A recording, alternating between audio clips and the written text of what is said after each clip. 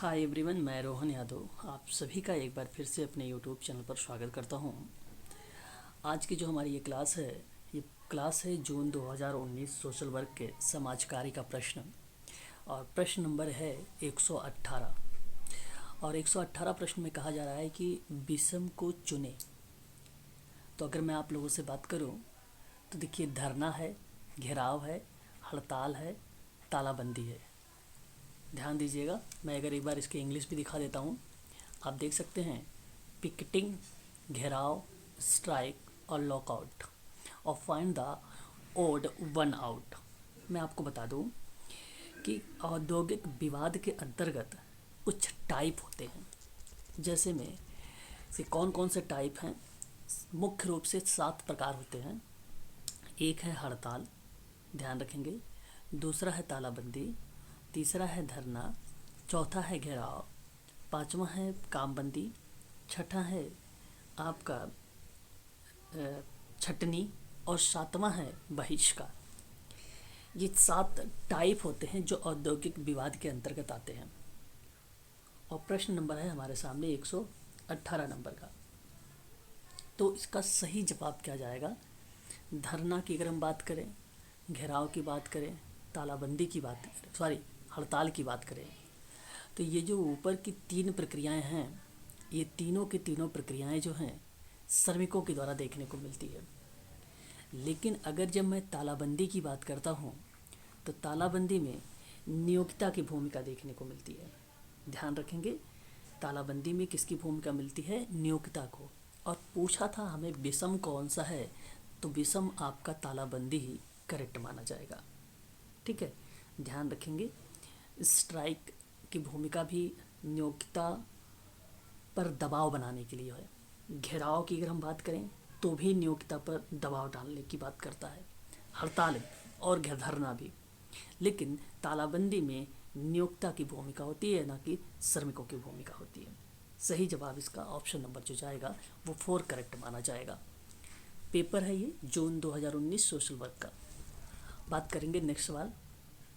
और भारतीय अनुच्छेद के संविधान 32 और अनुच्छेद 226 का संबंध किससे है? ये प्रश्न कई बार रिपीटेड है। ध्यान रखेंगे, भारतीय संविधान का इस अनुच्छेद की अगर हम बात करें तो क्वेश्चन नंबर 119 है। इसका सही जवाब जो जाएगा 32 और 226। ध्यान रखेंगे, आपका करेक्ट जवाब जो जाएगा ऑप्शन नंबर 2 माना जाएगा, संवैधानिक उपचार। बात करेंगे नेक्स्ट सवाल के बारे में। क्वेश्चन हमारे सामने आ गया है 120 नंबर का। देखिए, सामाजिक कार्यकर्ताओं के लिए देशज ज्ञान किस लिए उपयोगी होता है ना? तो सामाजिक कार्यकर्ता के लिए जो देशज ज्ञान है वो किसके लिए उपयोगी है? तो मैं आपको बता दूं, एक तो सामाजिक, ऐतिहासिक और सांस्कृतिक संदर्भों से अर्थ निकालना, और ये सामाजिक कार्यकर्ता के लिए एक देशज ज्ञान उपयोगी है कि भाई ऐतिहासिक हो या सांस्कृतिक संदर्भ में, पॉइंट ऑफ व्यू में जब किसी अर्थ को निकालने की बात होती है तो ये सामाजिक कार्यकर्ता का देशज ज्ञान कहलाता है। सीमांतीकरण और उत्पीड़न की जड़ें चिन्हित करना, ये आपका गलत हो जाएगा। और समाज के कार्य के उस अभ्यास में वैश्विक बनाना, यानी पैंडमिक लेवल पर क्रिया करना, जो कि गलत है। देशज ज्ञान की बात परिप्रेक्ष्य में देखना है। और समाज कार्य अभ्यास को अधिक न्यायपूर्ण बनाना, ये आपका करेक्ट हो जाएगा। तो ध्यान रखिएगा, क्वेश्चन नंबर 120 में सही जवाब जो जाएगा ए और डी जाएगा। जिस ऑप्शन में मिलेगा वो ऑप्शन आपका करेक्ट हो जाएगा, और आपका ऑप्शन नंबर पहला वाला करेक्ट माना जाएगा। यहाँ पर आगे बढ़ेंगे, क्वेश्चन नंबर नेक्स्ट लेंगे। और क्वेश्चन नंबर नेक्स्ट में अगर हम लोग बात करें तो यहाँ पर आप देख सकते हैं गद्यांश आ गया है हमारे सामने। और मैंने आप लोगों से गद्यांश के बारे में भी बता रखा है कि पहले आपको प्रश्न पढ़ने हैं, उसके ऑप्शंस पढ़ने हैं, फिर उसके बाद उस गद्यांश को ढूंढना है ताकि आपको आसानी से वो चीज़ें मिल जाए। ठीक है, तो कॉम्प्रिहेंशन के नाम से जाना जाता है। मैं आप लोगों को यहाँ पे डायरेक्टली बता दे रहा हूँ, आप लोग देखे रहिएगा। बाकी मैंने ट्रिक वगैरह आप लोगों को बनाया है, यानी उसमें उसके माध्यम से बताया है कि कौन सा ऑप्शन सत्य जाएगा।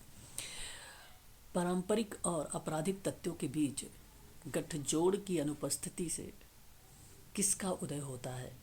अगर आप गद्यांश पढ़ेंगे तो आपको मिलेगा द्वंद्व उपसंस्कृति, जो ऑप्शन नंबर 2 गलत सही जाएगा आपका। ठीक है, याद रखेंगे अनुपस्थिति में से किसका उदय हुआ है, और ये प्रक्रियाएं पारंपरिक और आपराधिक तथ्यों के बीच में, तो द्वंद्व उप संस्कृति मिलेगी आपको। और पता भी रहना चाहिए, क्योंकि जब पारंपरिक ट्रेडिशनल और आपराधिक तथ्यों के बीच में कोई क्रिया होती है तो द्वंद्व कहलाती है, द्वंद्व। और द्वंद्व मतलब संघर्ष होता है। अब बी वाला सही जवाब जाएगा। यहाँ पे अगर हम बात करें तो अपचार को बढ़ाने के लिए निम्नलिखित पहलुओं में से कौन सा पहलू वृत्तांत से नहीं है। तो अगर इसकी बात करेंगे तो व्यक्तित्व इज द राइट आंसर होगा, पर्सनालिटी। वहीं अगर हम बात करें आपराधिक उप संस्कृति मुख्यतः किस कारण विकसित होती है, गद्यांश पढ़ेंगे तो आपको पता चलेगा। आपको बता दूं यहाँ पे सही जवाब होगा अवैधानिक अवसरों की उपलब्धता से ही आपराधिक उप संस्कृति जो है मुख्य भूमिका निभाती है, यानी कारण के रूप में विकसित होती है। ऑप्शन आपका पहला करेक्ट चला जाएगा।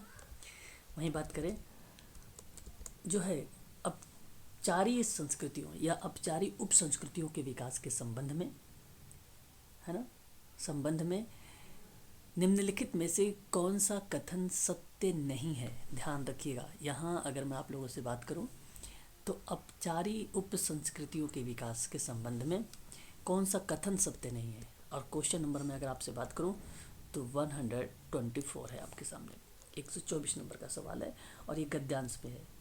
ठीक है, याद रखेंगे सभी लोग। तो इसके परिप्रेक्ष्य में अगर हम बात करें तो ऐसे कार्यों और घटकों तक पहुँच के माध्यम से आपसे पूछा है अपचारी उप संस्कृतियों के विकास के संबंध में, तो ऐसे कार्यों और घटनाओं तक पहुंच के माध्यम से ये बात कहा है कि सत्य नहीं है, तो ये आपका स्टेटमेंट सत्य है। इसलिए इसको आपको हटा देंगे, क्योंकि आप गद्यांश पढ़ेंगे तो आपको साफ शब्दों में सारी चीज़ें देखने को मिलेगी। मोहल्ले में अवैधानिक अनुकरणीय व्यक्तित्व की उपलब्धता है, और ये बात सत्य है। उसके बाद कहता है कि सामाजिक पर्यावरण में ऐसे क्रियाकलापों को स्वीकार किया जाना भी ये आपका क्या कहलाता है, अपचारी उप संस्कृतियों के विकास के संबंध में स्टेटमेंट सत्य बताता है। लेकिन कानून को कड़ाई के साथ लागू किया जाए तो आप यहाँ पे देख सकते हैं ट्रिक का भी फॉलो करेंगे तब भी आपका ऑप्शन नंबर सी वाला करेक्ट चला जाएगा। यहाँ पर सी इज़ द राइट आंसर होगा।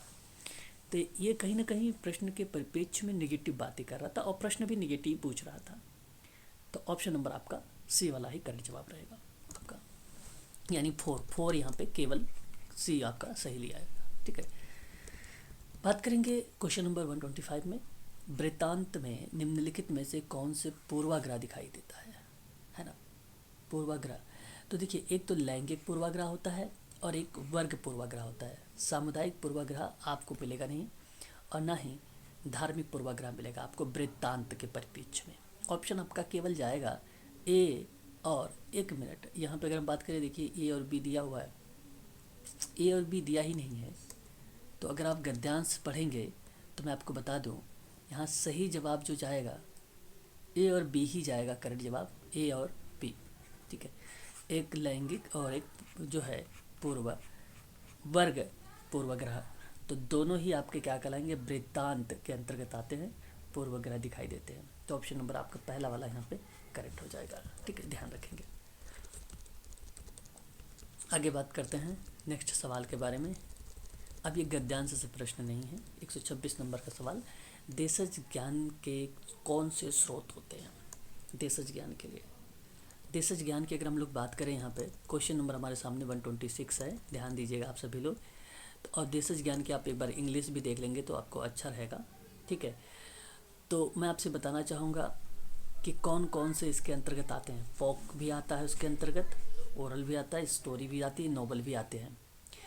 तो ये देशज ज्ञान के अंतर्गत आते हैं। देशज ज्ञान कौन कौन से हैं, तो ऑप्शन नंबर आपके चारों के चारों सही माने जाएंगे। आप देख सकते हैं उसके रिसोर्सेज कौन कौन से हैं। लोक कथाएँ भी हैं, मौखिक वृत्तांत भी हैं, कहानियाँ भी हैं और उपन्यास भी हैं। करेक्ट यहाँ पे जिस ऑप्शन में 4 रहेगा, ये देख लीजिए 4 में ABCD दिया हुआ, इसलिए आपका ये करेक्ट हो जाएगा, है ना। आगे बात करते हैं क्वेश्चन नंबर नेक्स्ट हमारे सामने कि निम्नलिखित में से कौन से लिंग और वर्ग आधारित असमानताओं को चुनौती देता है ना। क्वेश्चन नंबर अगर हम बात करेंगे तो ये हमारे सामने 127 नंबर का सवाल है।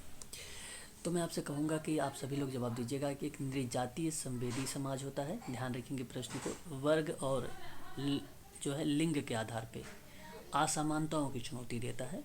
एक तो नृजातीय संवेदी समाज कार्य है, दूसरा भेदभाव विरोधी समाज कार्य है। नारीवादी समाज कार्य नहीं है और ना ही अतिवादी समाज कार्य है। ऑप्शन जो जाएगा आपका ए और बी जाएगा। आप ऑप्शन में देख सकते हैं यहाँ पर ए और बी पहला ऑप्शन दिया गया है, जो कि ये ऑप्शन करेक्ट हो जाएगा। क्वेश्चन नंबर 128 है, national YWCA school of social work की स्थापना 1946 में हुआ था, लखनऊ में की गई थी। इसका सही जवाब जो जाएगा ऑप्शन नंबर सेकंड वाला करेक्ट हो जाएगा, क्वेश्चन नंबर 128 का। ध्यान रखेंगे। आगे बात करेंगे नेक्स्ट सवाल के बारे में। और अगर यहाँ हम बात करें तो हमारे सामने है कि सत्यशोधक समाज की स्थापना किसने किया है, तो ज्योतिबा फूले ने किया है। ऑप्शन आपका 4 वाला करेक्ट चला जाएगा। वहीं अगर हम बात करें नेक्स्ट सवाल के बारे में, हमारे सामने है क्वेश्चन नंबर, इनमें से किसने समाज कार्य की शिक्षा और संसाधन प्रबंधन और परामर्शदात्री कार्यों का निर्धारण किया। तो 3 बातें हैं, समाज कार्य शिक्षा, संसाधन प्रबंधन और परामर्शदात्री का निर्धारण किया है। आपके सामने 130 नंबर का सवाल होगा, तो आप ध्यान रखेंगे इसका जो सही जवाब जाने वाला है ये बी ड्यूबोइस और के मिले का नाम जाएगा। ऑप्शन नंबर ध्यान रखेंगे यहाँ पे जो सेकंड वाला है इसको, ये बहुत इंपॉर्टेंट सवाल है। एक प्रश्न ऐसे आते हैं जहाँ आप लोग नाम नहीं सुने होते हैं तो आपको कंफ्यूज करता है, लेकिन ध्यान रखेंगे बी ड्यूबोइस और के मिले ने परामर्शदात्री कार्यों का और संसाधन प्रबंधन का समाज कार्य के शिक्षा पर बल दिया है। आपका ऑप्शन नंबर 2 करेक्ट चला जाएगा। बात करेंगे नेक्स्ट सवाल के बारे में। और प्रश्न अभिकथन और कारण से दिए गए हैं। 131 नंबर का सवाल है आपके सामने, और आपसे कहा जा रहा है कि सामाजिक विधान मूलभूत अधिकारों की अभिगम्यता को सुनिश्चित करता है, और ये बात सत्य है। और सामाजिक विधानों के उल्लंघन पर जनहित याचिका दायर भी की जा सकती है, और ये भी बात सत्य है। देखिए, सामाजिक विधान की जो बेसिक अधिकार है वो अभिगम्यता को सुनिश्चित करता है, और सामाजिक विधानों का उल्लंघन जनहित याचिका का दायर की जाती है। दोनों बात सही है, परंतु व्याख्या नहीं है, इसलिए ऑप्शन नंबर आपका 4 चला जाएगा यहाँ पर। ठीक है, याद रखेंगे। क्वेश्चन नंबर नेक्स्ट लेंगे 132 के बारे में बात करेंगे। अच्छा सवाल हमारे सामने है, तो मैं आपसे बताना चाहूँगा कि निम्नलिखित में से कौन सा आलेख व क्लासिकी आलेख है जिसे अब्राहम फ्लेक्सनर ने समाज कार्य के व्यावसायिक दर्जों के बारे में प्रस्तुत किया था। मैंने आपको इसके बारे में पढ़ाया है। सन 1915 में बेसिकली इन्होंने मूल्यांकन की प्रक्रिया के बारे में बात किया था। तो कहा था कि इज सोशल वर्क का प्रोफेशन, है ना, क्या समाज कार्य एक व्यवसाय है, ऐसी बात कही थी। तो ऑप्शन नंबर आपका पहला वाला करेक्ट जवाब चला जाएगा। ठीक है, आगे बात करेंगे नेक्स्ट सवाल के बारे में। 133 यानी 133 के बारे में, निम्नलिखित में से किसका श्रेय मेरी रिचमंड को नहीं जाता है। देखिए, सोशल डायग्नोसिस की बात करूँ अगर मैं आप लोगों से, मैरी रिचमंड की भूमिका है। व्हाट इज सोशल केशवर्क की बात करूँ, मैरी रिचमंड की भूमिका है। Friendly visitor among the poor की बात करूँ तो मैरी रिचमंड की भूमिका है। 1899 में, 1922 में, 1917 में, आपको बता दूँ ये प्रश्न ट्रेंड में चल रहा है इस समय, खूब आता है सोशल वर्क में। सही जवाब जो जाएगा लेटर्स टू फेलो वर्कर्स, ये बेसिकली मैरी रिचमंड की किताब नहीं है, इसलिए आप 3rd पर चुनाव करें। आगे बात करेंगे। नेक्स्ट क्वेश्चन हमारे सामने है इस समय 134 नंबर का सवाल। कह रहा है कि परिस्थितियों के सामाजिक विश्लेषण और इन परिस्थितियों के बदलाव में जनता की भूमिका संबंधी जागृति को निम्न में से कुछ रूप में जाना जाता है। सही जवाब इसका जो होगा प्रबंध विश्लेषण, यहाँ पे करेक्ट जाएगा क्या, गलत जवाब है ये आपका सही नहीं है। वहीं अगर हम बात करें परावर्तकता, ये जो शब्द है ये परिस्थितियों के सामाजिक विश्लेषण और परिस्थितियों के बदलाव में जनता की भूमिका के संबंध में जागृति जैसी प्रक्रिया, मतलब जागरूक अवेयरनेस जैसी प्रक्रिया को बताता है। परावर्तकर्ता सही जवाब आपका जो माना जाएगा ऑप्शन नंबर 2 ही करेक्ट रहेगा इस क्वेश्चन का जवाब। आगे बात करेंगे नेक्स्ट सवाल में, और ये आपको अच्छे से मालूम होगा, सतत विकास की अभिधारणा सर्वप्रथम कहाँ प्रकाश में आई थी। 135 सही जवाब जो माना जाएगा Brundtland report is the right answer होगा, ऑप्शन नंबर 2 करेक्ट माना जाएगा। आप सबको बता दूं, यदि आप यूजीसी नेट और एमपी सेट की तैयारी आप कर रहे हैं जिसकी परीक्षा जून में है, हालांकि एमपी सेट का तो डेट ही निर्धारित कर दी गई है कि ये 4 जून का पेपर है। आप लोगों को बता दूं, यदि सोशल वर्क में आप इन दोनों की क्लास लेना चाहते हैं, क्योंकि सिलेबस कॉमन है इन दोनों का, है ना, इसकी अगर आप क्लास लेना चाहते हैं समाज कार्य में, तो आपकी जो फीस रखी गई है 3500 रुपये रखी गई है। और यदि आप इसको किस्तों में फ़ीस जमा करना चाहते हैं 4000 रुपये फ़ीस तो बनेगी, लेकिन 2000 करके आप लोग यहाँ पे किस्तों में भी पेमेंट कर सकते हैं। अधिक जानकारी के लिए आप संपर्क कर सकते हैं 8506031308 पर। आप मुझे कॉल भी कर सकते हैं और व्हाट्सएप के माध्यम से यूजीसी नेट और एमपी सेट के बारे में पूरी जानकारी भी ले सकते हैं आप हमसे, ठीक है। बाकी शाम की पर डे क्लासेस चल रही हैं। अगर आप लोगों को क्लासेस ज्वाइन करनी है मॉक टेस्ट वगैरह की, तो 1000 प्रश्न की सीरीज भी चला रहा हूँ और 499 में, तो आप चाहे तो वहाँ पर भी उसको देख सकते हैं, प्रश्नों से रूबरू हो सकते हैं। प्रश्न नंबर हमारे सामने आ गया है कि 136 कहता है कि श्रमिकों और गरीबों के सामाजिक और आर्थिक सशक्तिकरण को समर्पित इंडस्ट्रियल एरियाज फाउंडेशन की स्थापना किसने की है। बड़ा अच्छा सवाल है, क्वेश्चन नंबर 136 इम्पोर्टेंट है। सॉल एलेंस्की का नाम आता है, वेरी वेरी मोस्ट इम्पोर्टेंट विद्वान, ध्यान रखेंगे। श्रमिकों और गरीबों के सामाजिक और आर्थिक सशक्तिकरण को, ठीक है, समर्पित है इंडस्ट्रियल एरियाज फाउंडेशन, जो भूमिका सॉल एलेंस्की की आती है। 136 का सही जवाब ऑप्शन नंबर 2 जाएगा। आप ध्यान में रखिएगा, ये प्रश्न आ सकते हैं 2023 में। बात करेंगे नेक्स्ट सवाल के बारे में। नमूने लेने के उस तरीकों को क्या कहा जाता है जिसमें नियत अंतरालों के अनुसार नमूने के फ्रेम से इकाइयों का चयन किया जाता है। देखिए, मैंने सैंपल पर आधारित ये प्रश्न है और इस प्रश्न में कहा गया कि उस तरीके को क्या कहेंगे जिसमें नियत अंतराल के अनुसार ले रहे हैं, मतलब एक यूनिट के रूप में, एक नमूने के फॉर्म में इकाइयों का चयन कर रहे हैं आप लोग, तो ये सुव्यवस्थित सैंपलिंग कहलाता है। ऑप्शन नंबर आपका 4 करेक्ट जाएगा यहाँ पर, ऑप्शन नंबर 4 सुव्यवस्थित सिस्टमैटिक वाला जो सिस्टम जाएगा वो नियत अंतराल को बता रहा है। मतलब 5 है, 10 है, 15 है, 20 है, इस तरीके से क्रम चल रहा है। 1 2 3 4 रैंक चल रहा है, एक प्रकार से क्रम चल रहा है, सुव्यवस्थित। ऑप्शन नंबर आपका 4 इज द राइट आंसर होगा। आगे बात करेंगे। देखिए, निम्नलिखित में से किस शोध डिज़ाइन में प्रकल्पना अनिवार्य होती है। 138 बहुत अच्छा सवाल है। यहाँ जो सही जवाब जाना चाहिए 138 का ऑप्शन नंबर प्रायोगिक यानी एक्सपेरिमेंट में जहाँ पे परिकल्पना अनिवार्य होती है, ऑप्शन नंबर डी करेक्ट माना जाएगा 138 का, ध्यान रखेंगे। बात करेंगे नेक्स्ट सवाल के बारे में। प्रश्न है आपको सामने कि डैश शोध जांच की वह रणनीति है जिसमें शोधकर्ता यानी आप व्यक्तियों के जीवन का अध्ययन करता है और उनसे उनकी जीवनी के बारे में विवरण देने को कहता है और फिर इन कहानियों को बार बार दोहराता है या दोहराती है। तो सही जवाब क्या जाना चाहिए क्वेश्चन नंबर 139 का। वृत्तांत is the right answer, option number 3 is correct जवाब।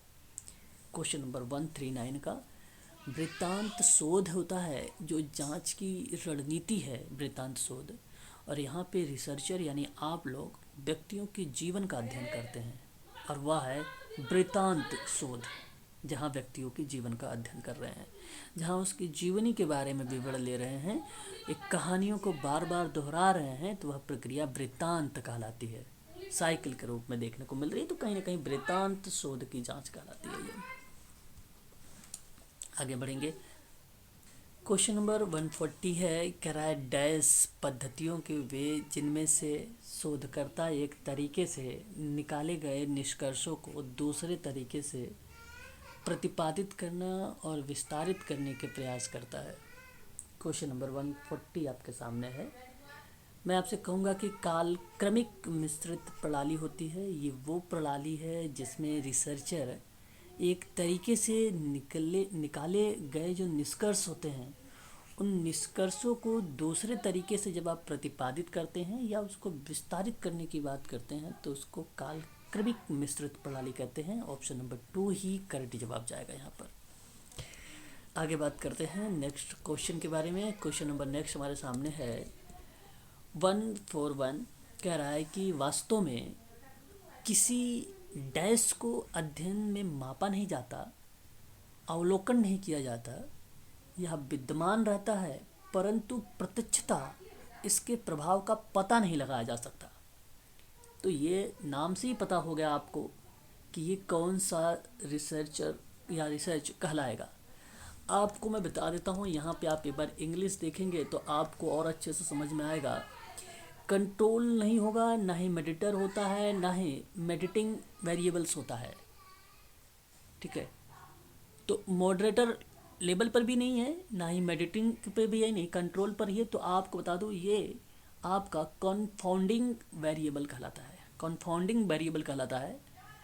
और यहाँ कॉन्फाउंडिंग वेरिएबल को जो हिंदी में कहा जा रहा है, क्वेश्चन नंबर 141 को भौचक चर कहा जा रहा है, जो अध्ययन में मापा नहीं जाता है, अवलोकन नहीं किया जाता है, परंतु प्रत्यक्ष रूप से प्रभाव का पता भी नहीं चलता है, नहीं लगाया जा सकता है। वह क्या कहलाता है? ऑप्शन नंबर 4 भौचक कहलाता है। ये याद रखेंगे क्वेश्चन 141 का। आगे बात करेंगे। क्वेश्चन नंबर हमारे सामने आ गया है 142। देखिए ये भी सवाल अच्छा है। कह रहा है कि किस गुणात्मक शोध में, ठीक है, जहां नमूने के आकार का निर्णय करते समय निम्नलिखित में से किन पर विचार किया जाना चाहिए। जब आपको गुणात्मक शोध के सैंपल करना तो उसके आकार को आपको किस तरीके से डिसीजन लेना चाहिए। और आप ध्यान रखेंगे ऐसे प्रश्न हमारे पेपर में पूछे जाते हैं, ठीक है।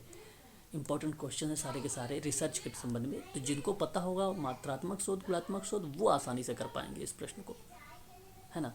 तो अगर मैं बात करें, देखिए संतृप्ति जिसको हम लोग बोलते हैं सेचुरेशन, फिर एक होता है समग्र की विषमता या विषमपूर्वक, और एक होता है शोध के पृष्ठ का विस्तार और विशिष्टता, ठीक है, और प्रतिचयन की रचना पर बल, ये नहीं होगा। तो जब गुणात्मक शोध के सैंपल के आकार का निर्णय करते समय किस पर विचार करना चाहिए? एक तो सेचुरेशन पर, एक समग्र की विषमता पर, एक शोध प्रश्न के विस्तार और उसकी विशिष्टता पर। ABC जिस ऑप्शन में होगा वो ऑप्शन आपका करंट चला जाएगा। ABC ऑप्शन नंबर 3 में। देखिए ये भी सवाल आपके सामने आ गया है 143।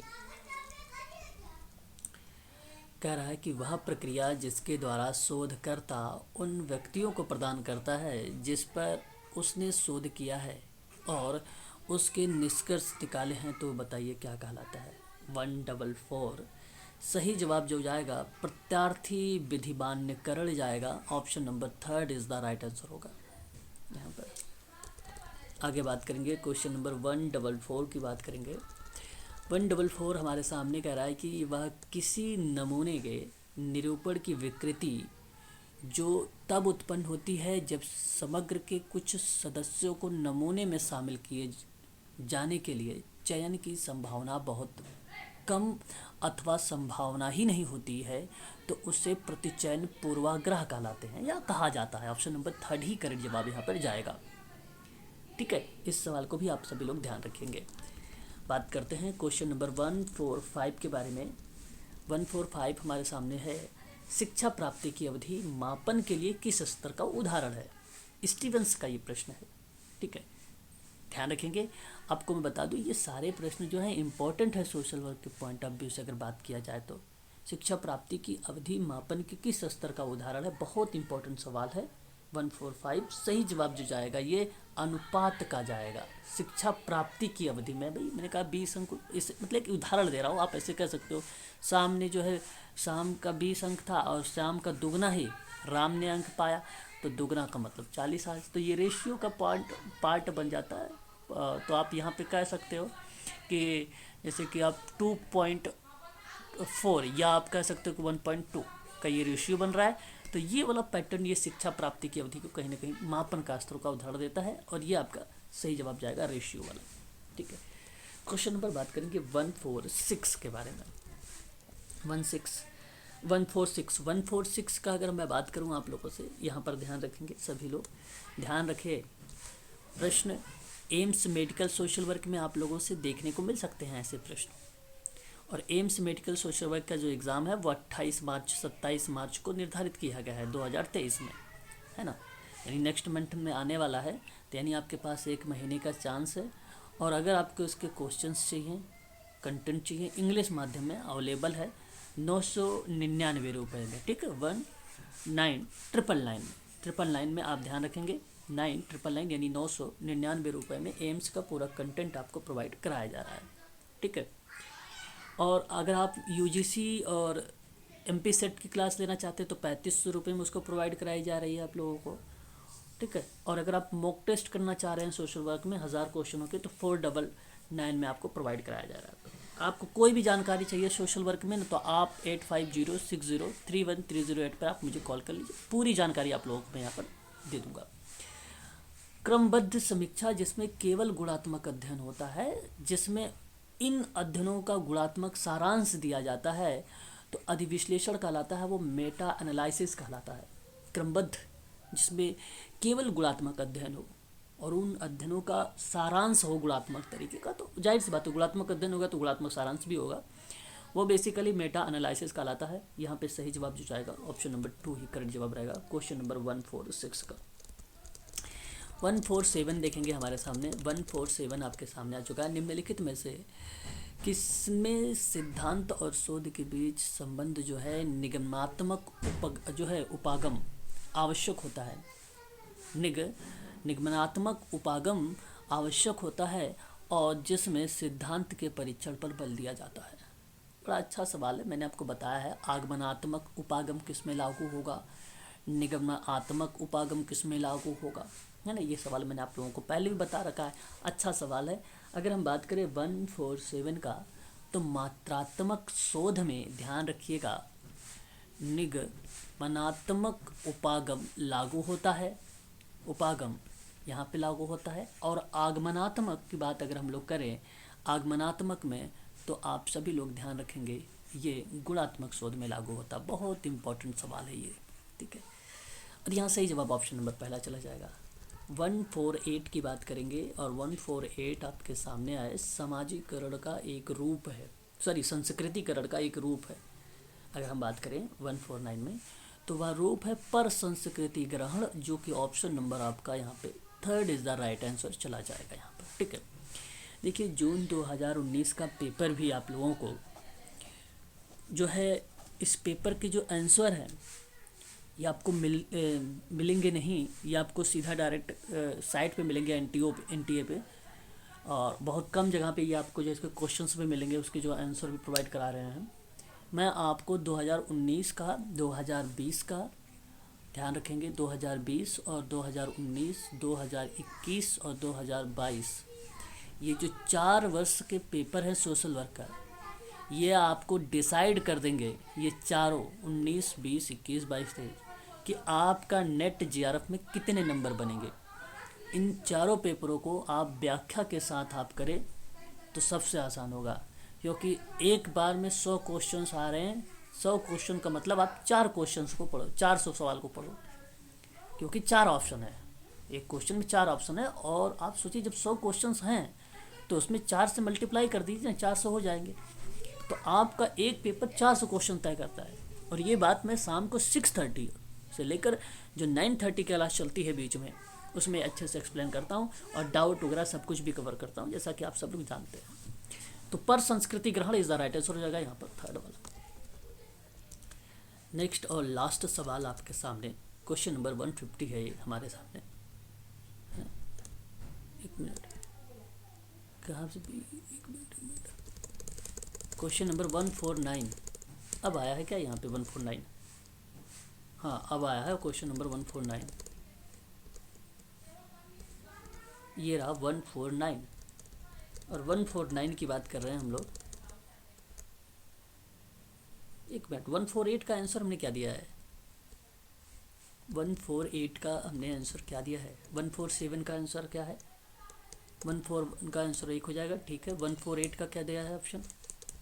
148 का, 148 का तो यहाँ पे गलत हो जाएगा, ये तो है ही नहीं 148, है ना। 148 में संस्कृतिकरण जो होगा, ये आपका संस्कृतिकरण जो होगा पूर्वापेक्षित समाजीकरण होता है, ना कि पर संस्कृतिकरण होगा। एक रूप है ना, तो ऑप्शन नंबर पहला करेक्ट हो जाएगा इसका, ठीक है, 148 का। अब देखिए जरा 149, 149 एस.सी. दुबे का नाता है पर संस्कृतिकरण में, याद रखिएगा। जब बच्चे उच्च शिक्षा, विवाह अथवा अपने करियर की खोज में घर छोड़ कर जाते हैं तो माता पिता को किस प्रकार की सामंजस्य का समस्या का सामना करना पड़ता है? बड़ा अच्छा सवाल है 149 का। सही जवाब जाएगा रिक्त नीड, ठीक है, रिक्त need is the right answer होगा। जब बच्चे उच्च शिक्षा, विवाह और अपने करियर की खोज में घर छोड़कर जाते हैं, शिक्षा को लेकर, हायर एजुकेशन में, विवाह और करियर को लेकर, तो माता पिता किस प्रकार का सामंजस्य का समस्या का सामना कर रहे होते हैं? तो वो रिक्त नीड होती है। बहुत इंपॉर्टेंट सवाल है आपके सामने, ये ध्यान रखिएगा। लाइफ के बारे में रिलेट करते हुए बनाया गया है। क्वेश्चन नंबर 150 की बात करते हैं, और अच्छा सवाल, मैंने इसके बारे में आप लोगों को बता रखा है, लास्ट सवाल है। बाल्यावस्था वह अवस्था जो बाल्यावस्था और किशोरावस्था की विभाजन रेखा पर शुरू होती है।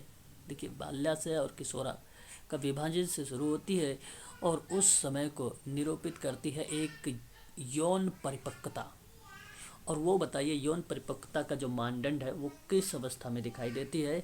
तो ध्यान रखिएगा, प्यूबेसेंट स्टेज होता है, जो ऑप्शन नंबर आपका यहाँ पे करेक्ट माना जाएगा, पहला वाला, ठीक है। तो ये आपके थे प्रश्न जो मैंने अभी यहाँ पे पूरा कंप्लीट करवा दिया। 150 क्वेश्चंस आपके डन हो गए। सोशल वर्क जून 2019 का, अब 19 का भी, दिसंबर का भी पेपर है, तो ठीक है, याद रखेंगे 2019, 2020, 2021, 2022, ये 4 पेपर, और हर साल में 2 पेपर हुए हैं।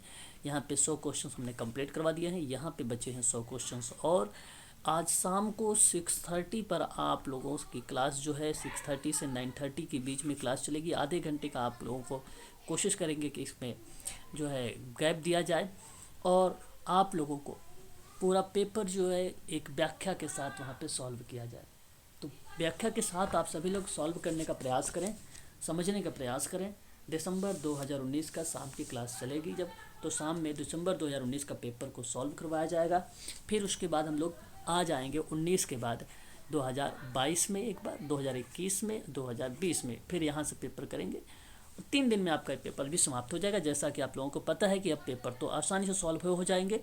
फिर 13 के बाद जो क्वेश्चंस बचे हैं वो कंप्लीट करा देंगे, और फिर उसके बाद समय बचेगा तो जैसे किसी बच्चे ने मेरे से कहा भाई यूनिट वाइज थोड़ा सा इंपॉर्टेंट चीज़ों पर बात भी कर लो, तो समय समय पर निकाल कर मैंने आप लोगों को उसके बारे में भी बता देना है, ठीक है, याद रखिएगा।